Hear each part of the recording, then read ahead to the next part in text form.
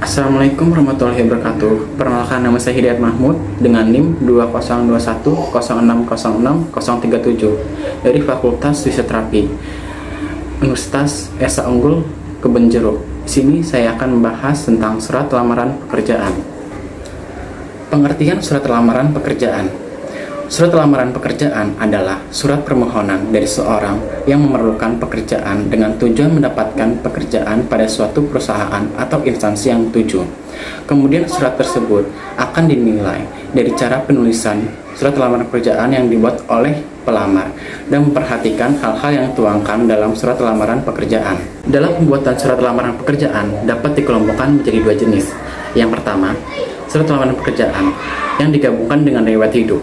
Cara ini, riwayat hidup termasuk isi dan juga disebut model gabungan. Yang kedua, surat lamaran pekerjaan yang dipisahkan riwayat hidup. Dalam cara ini, riwayat hidup termasuk lampiran dan cara ini disebut model terpisah. Sistematika surat lamaran pekerjaan.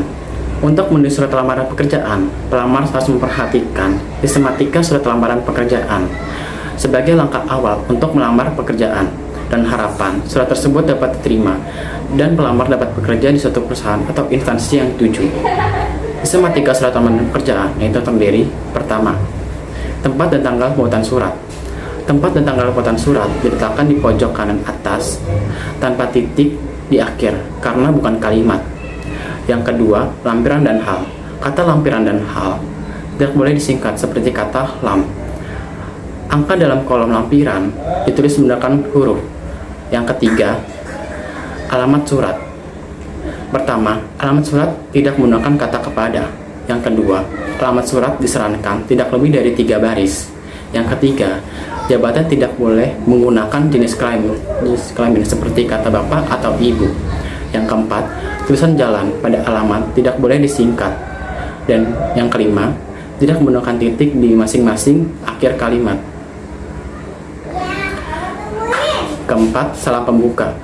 Setelah kata dengan hormat, menggunakan tanda baca koma. Yang kelima, alinea pembuka.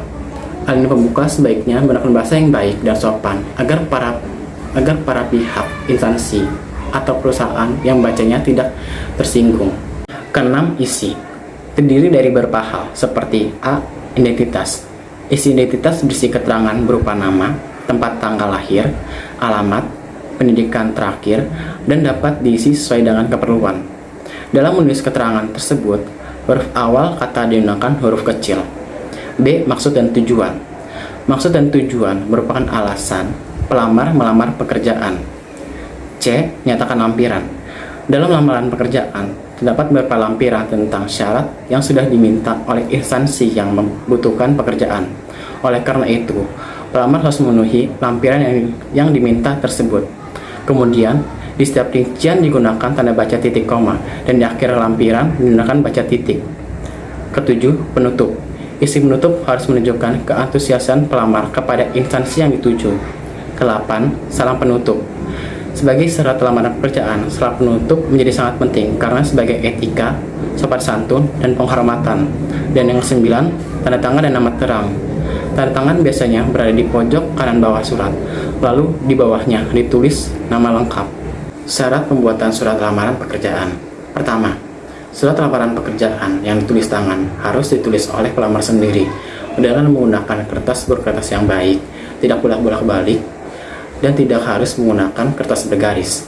Yang kedua, apabila surat lamaran yang diketik harus menggunakan kertas yang baik dengan jarak pengetikannya 1,5 spasi dan menggunakan huruf yang mudah dibaca. Ketiga, surat lamaran harus bersih, tulisan harus jelas, rapi, dan tidak boleh ada coretan.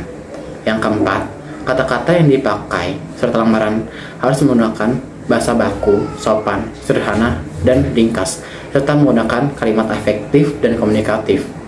Kelima, surat lamaran harus menyebutkan dirinya dengan kata saya dan menyebutkan pemimpin instansi dengan kata bapak atau ibu jika sudah jelas pemimpinnya.